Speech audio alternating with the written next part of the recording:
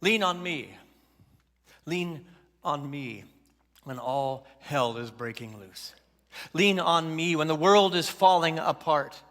When you are lost and you don't know where to go, left, right, up, or down, lean on me. And then be willing to live in sacred reciprocity and be available to me when I need somebody to lean on.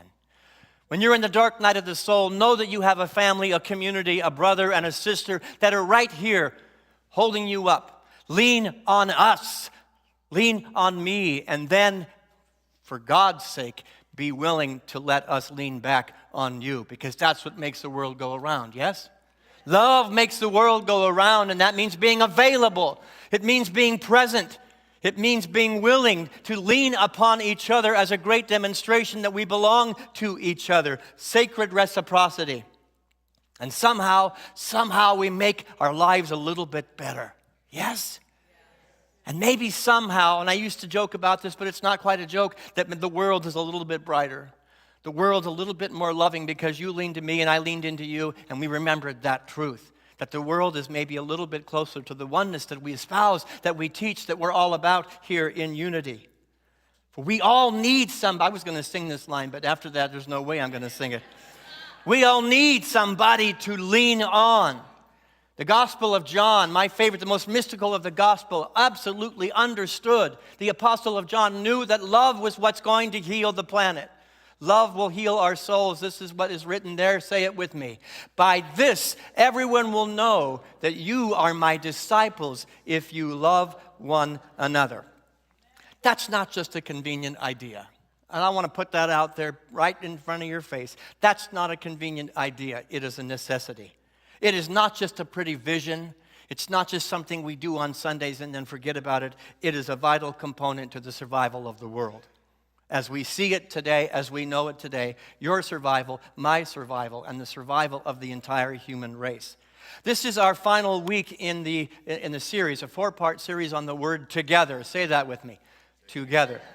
Feel the energy of that word, just in saying the one word again. Let it sit in, let it steep. There's power in that divine idea. It's not just a word, it's a divine purpose, it's a commitment, it's a dedication. One more time we say it. Together. I'm asking you to feel it, keep it at the forefront of your mind, keep it at the forefront of your heart, keep it at the forefront of your life. In week 1, we made a joyful noise together, and it felt so good.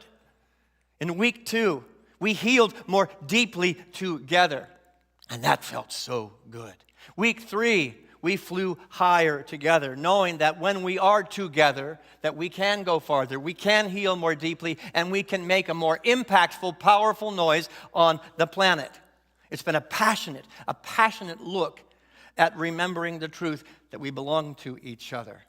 That your dream and my dream are not separate dreams. That the collective dream of what can be on the planet is empowered by the consciousness of just saying the word, of remembering the truth of that word, and remembering that we're not separate beings having separate earthly journeys. Anybody ever feel like that? You're all alone. I feel all alone. We all need somebody to lean on. You cannot do this earthly journey alone. You cannot. You may try, you may work really hard, and you may be successful to a point, but eventually you're going to have to rely on the people around you.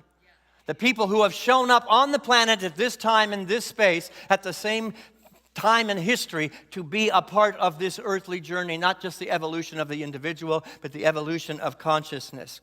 We are cells within the body of the one Spirit. There is only one of us in the room. Turn to somebody to your left and right and say, there's only one of us here. We are cells within the body of whatever you want to call that infinite spirit and power. You can call it God, you can call it Morty, I don't care what you call it, but have a relationship with it when you sit next to somebody. That is your sister, that is your brother, that is the presence of God. That is another cell within the body of God finding its way, her way, their way home, and that is holy. That is holy, that is sacred. And so many people think, well, I just come on Sunday morning, I spend time together with this, and it's just a simple thing that I do. No, you don't just do it. You are healing the planet. You are a part of the transformation of the planet that right now needs this consciousness now more than ever. Anybody notice that the world seems to be a little bit divided these days? Is it? Yeah, there we go. We have the Christ among us. I don't see the division, but it's there. We're having a human experience. We are human beings dealing with human egos, and we are in the midst of a conflict that is dividing the planet. Now more than ever, what we do here in unity is absolutely necessary. Cells within the body of the Christ, finding each other in a place of mutual support. That's the passion of unity. That's why we come together. Duh, it's in the namesake. Unity, oneness, together, we. What we're doing here is no small task. It is necessary. Let us never forget these ideas when the world wants to divide us, because the world is going to try and pull you off course. You need to come over to my side. You need to come over to the way I think. You need to spend time with these people and alienate those people over there.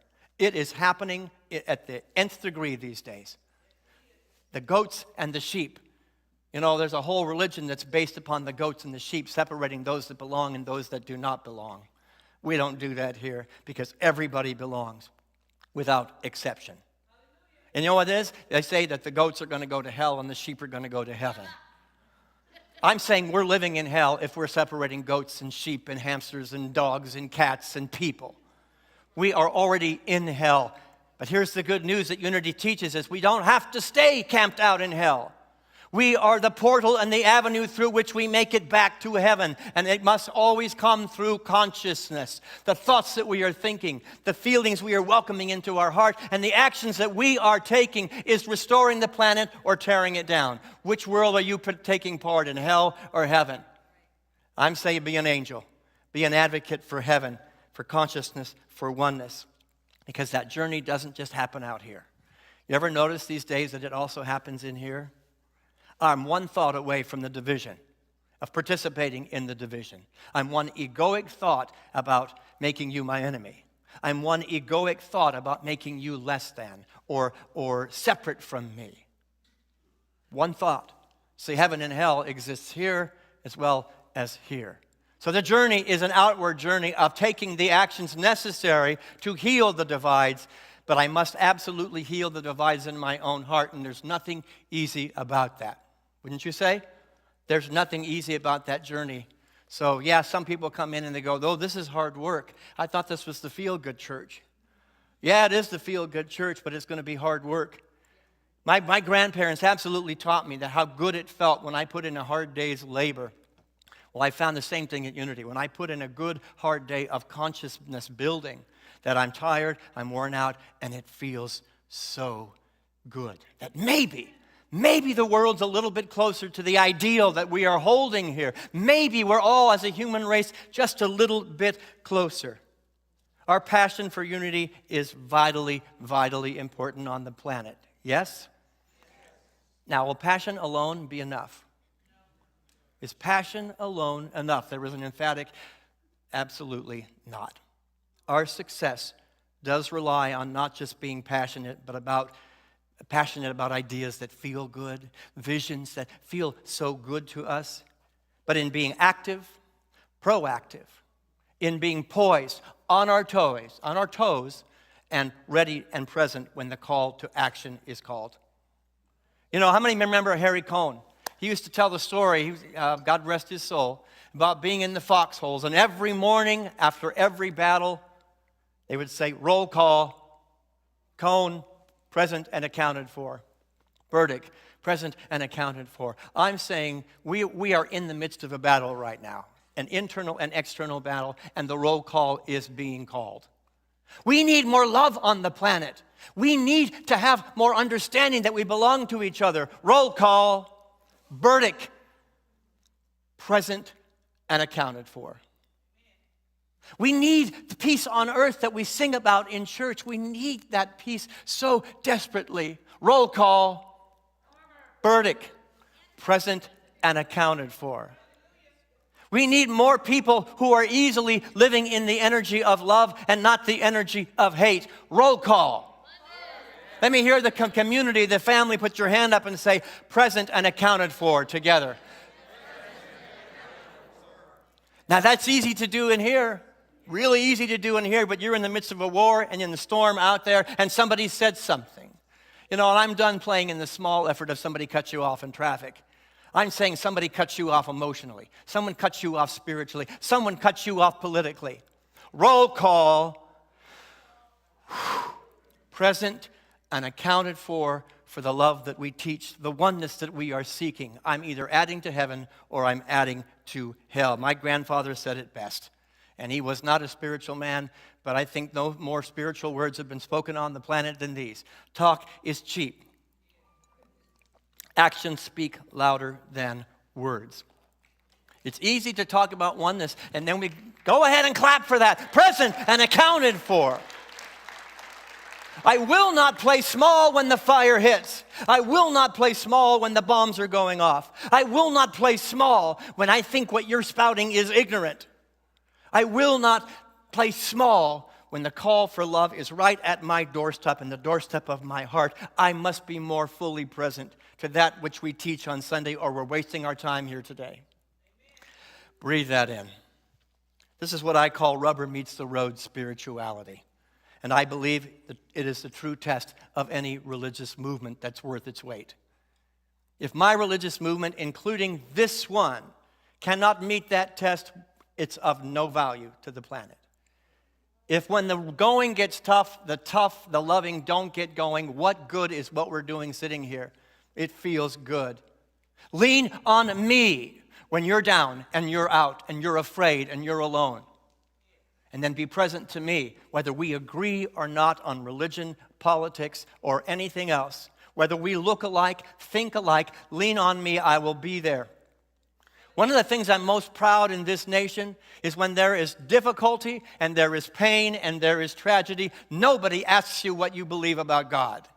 They say, here's my hand. Yeah. Nobody said, who did you vote for in the last election? They said, I'm going to be here. You see, folks, we either believe that love is the most powerful force on the planet or we don't. Love is not a convenience. So many of us say, well, I will love you as long as you think the way I think. That's a house built on sand and we are crumbling. Nobody's asking in the midst of tragedy what you think or what color you like. They're saying, I'm here, lean on me, and I will lean upon you. There's nothing complex about what I'm going to say today, yet it's the very foundation of what we talk about every single week from this platform, and I will not waver from it even when I'm uncomfortable. I will not waver from it even when you want to argue with me, because I believe that love is the most powerful force on the planet. There is a sister to passion that is equally, if not more important, to the longevity of unity and the longevity of the human race, the survival of the human race, and that is compassion. Say the word with me, compassion. Let's say it again and feel the vibration and the energy of that divine idea. Together, compassion. One more time, compassion. This is prayers with feet. This is theology in action. It is faith with hands. It is love outside the walls of enthusiasm. Love outside the walls of enthusiasm and truly outside the walls of the church where true spirituality happens. Not in here. Out there. That's a challenge. So I ask you the question, and this is not rhetorical, I want you to answer. Call it out. What are you doing to make the world a better place out there? Call it out. Call it out as if you were really doing it. I don't want a pretty answer that you think I need. What are you doing to make the world a better place out there? Call it out.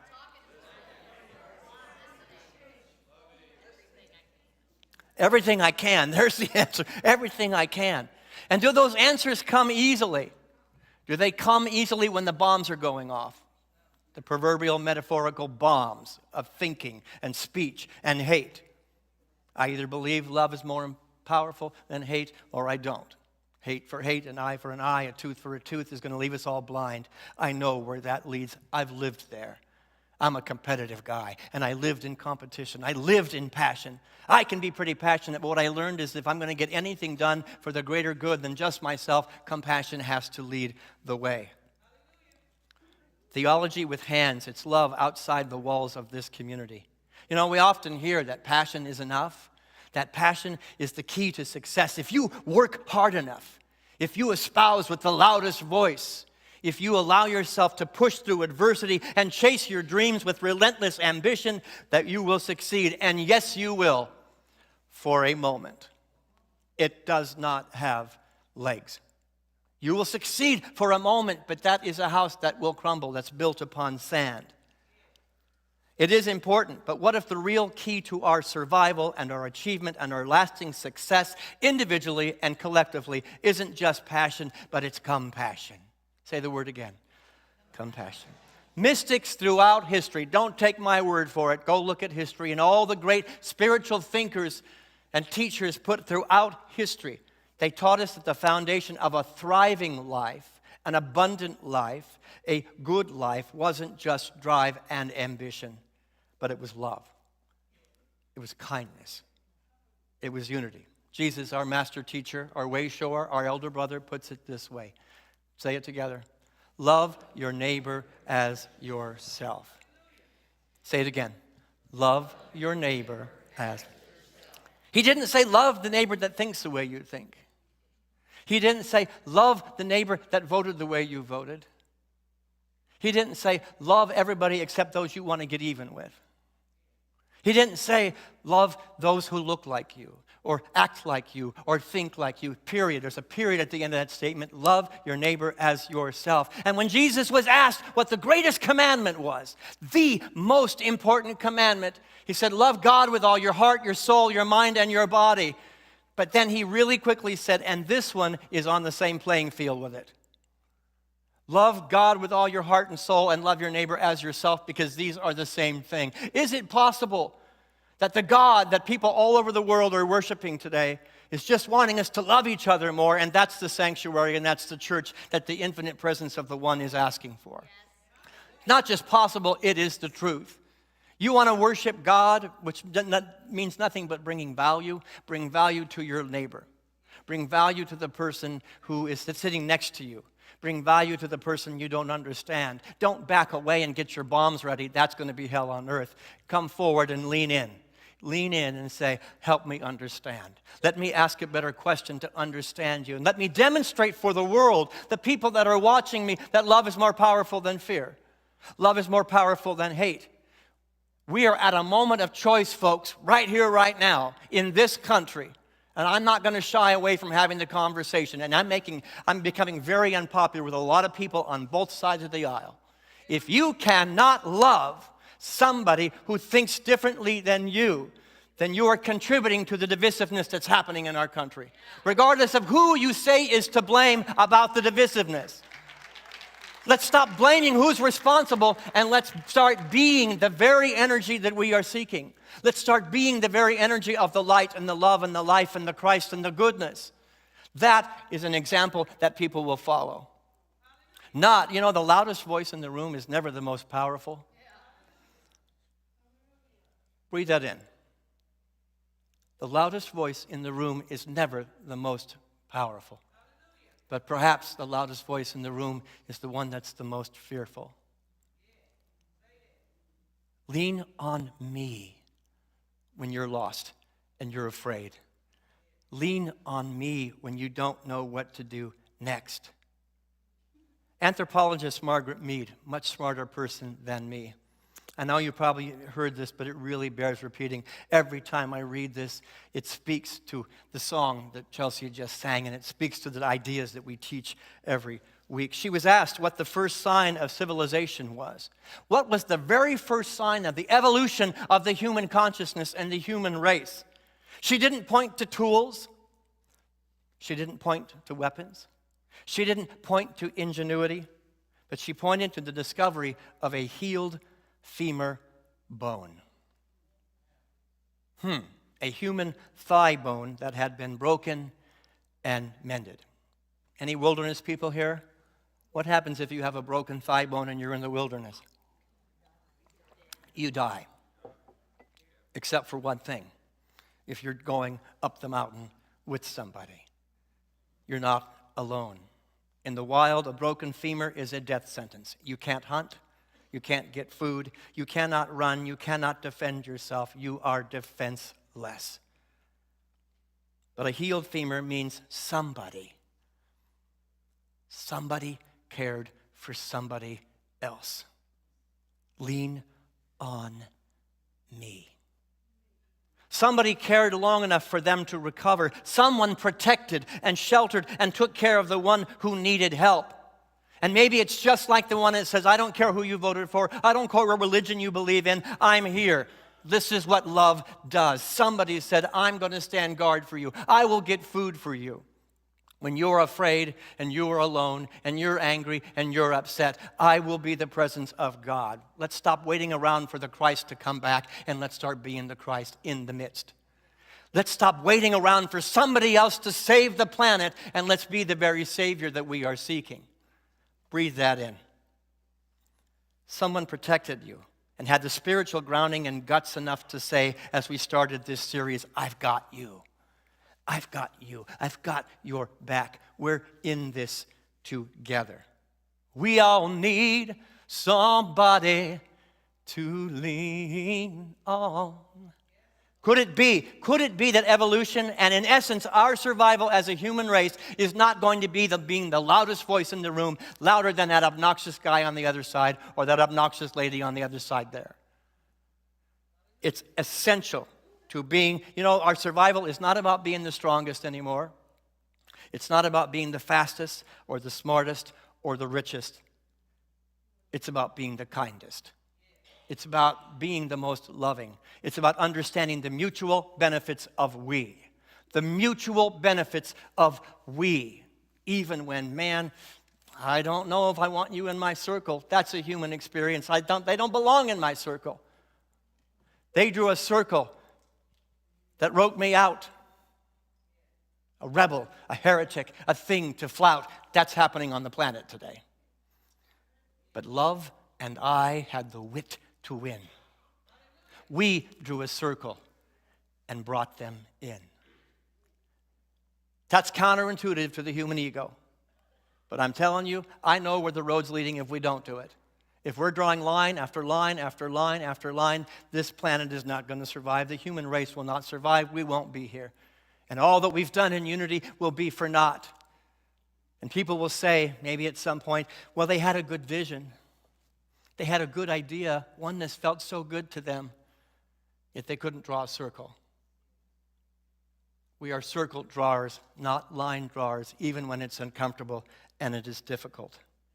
The mutual survival of togetherness, the mutual necessity of leaning on each other. We cannot forget. We cannot fall asleep. Anybody else fall asleep? I fell asleep probably 20 times the other day. One day. I forgot who I was. I forgot who you were. Oh, darn. Please forgive me. I'm back again. Here I am. Matthew chapter 25. This is what Jesus had to say. Let's put it up there together. Whatever you did for one of the least of these, you did for me. Let's stop worshiping Jesus and let's be the Christ. Whatever I do for Chet Bertoli, I'm doing it for the Christ. And in essence, if there's only one of us, I'm doing it for myself. The water is raised for everybody. In the book of Hebrews, chapter 13, this is what Paul writes. Can you read that together? Do not forget to show hospitality to strangers, for by doing so, some have entertained angels without knowing it. If we believe in the inherent goodness, the inherent beauty of all people, with no exception, we need to be like a dog with a bone to find it when it is really hard to find. I don't know how you're behaving, but I'm going to find that good, and we're going to do this together. And I know sometimes I'll show up as an SOB.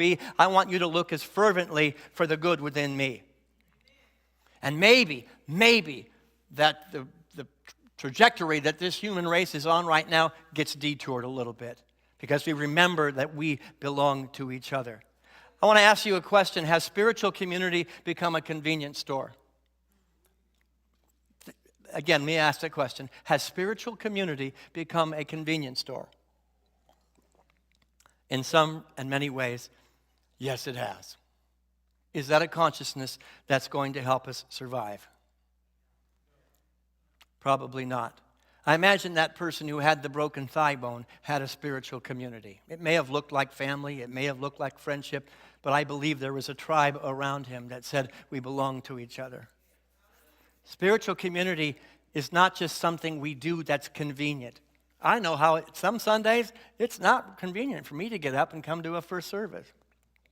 It would be way easier to just lay in bed on a Sunday morning, but I understand the value of what we're doing here.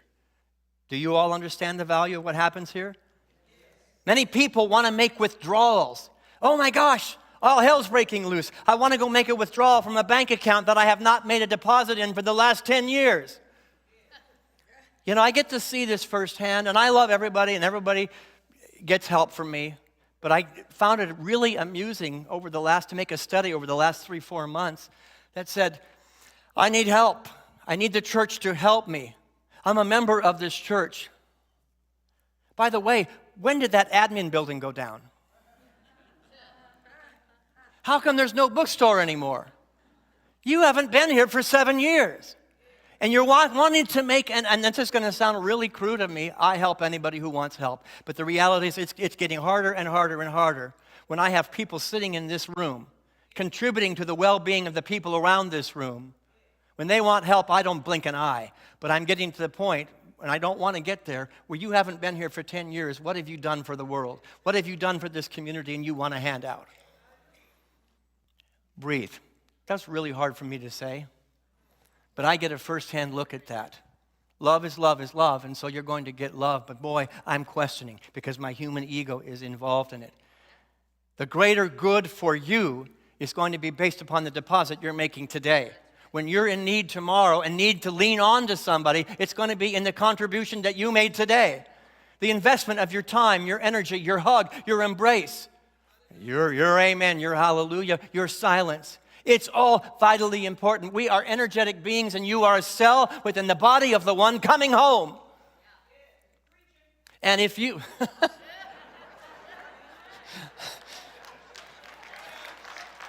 if we only come home, what kind of relationship are you going to have with your siblings or your parents if you only come home once every 10 years? We've gotten past Christmas and Easter. People come on Christmas and Easter. No, I'll see you in 10 years, and I'll be back when I have another need. That's the end of society as we know it, because spiritual community has become a convenience store. How many people know the names Sir Edmund Hillary and Tenzing Norgay? Call it out, Chet. What is? I know we can hear you without a mic. Who are they?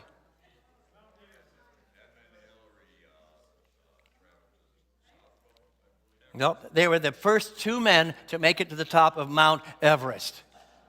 And both men are absolutely clear how they did it. And they paved the way by the consciousness that they had. They said they made it to the top of Mount Everest only because they did it together. Say the word with me. Together. Leaning on each other. It wasn't just Hillary's money.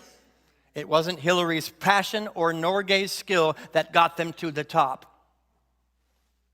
It was their mutual trust and support. You just call on me, brother, when you need a hand. Together, we all need somebody to lean on. I'm going to be fair here. You just call on me, sister, when you need a hand. Sing in unity. We all need somebody to lean on. We just changed keys 3 times in one sentence.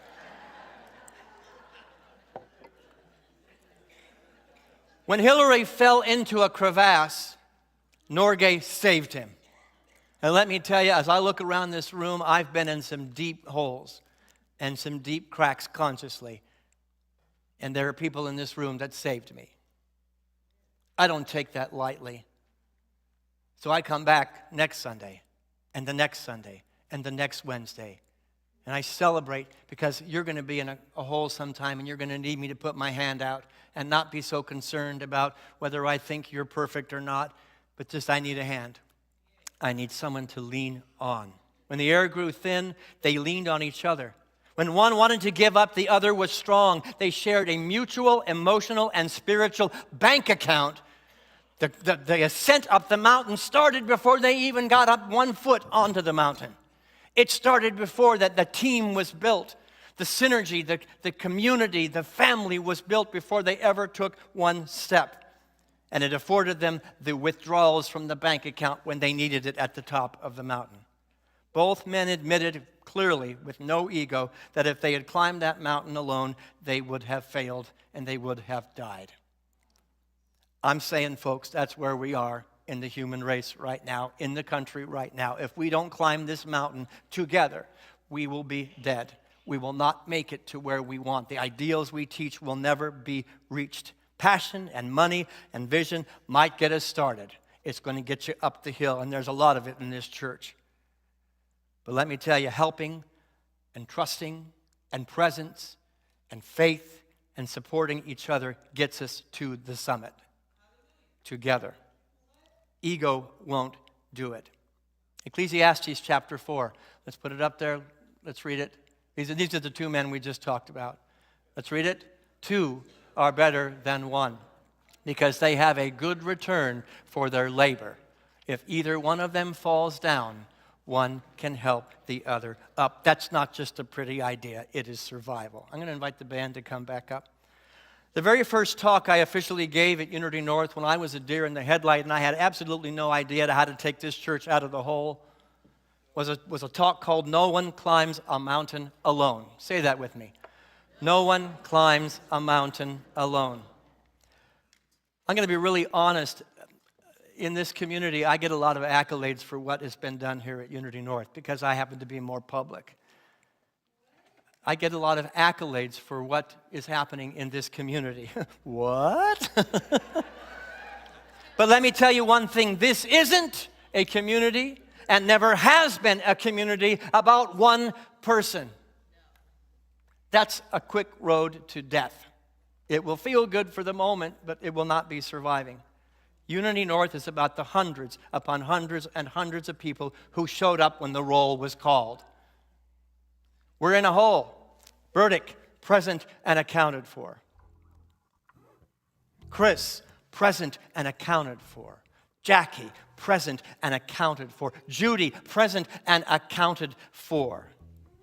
It's about the hundreds of people who showed up when the roll was called. You know, there's that old hymn. You know the old hymn, when the roll is called up yonder. I'm so tired of living in a religious system that's waiting for the roll to be called and to be held accountable at some point in destination to see if I go to heaven or hell.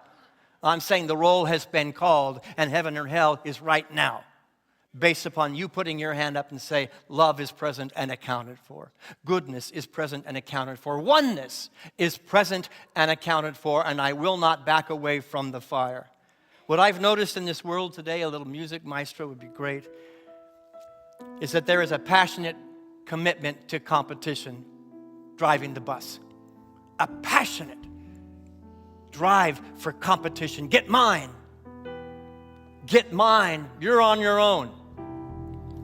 And let me tell you, if that idea is politicized in this church, then you're not going to be happy here. I'm so tired of every comment about love being politicized. Oh, the minister's taking a stance for that side. I'm not taking a side for anything except love.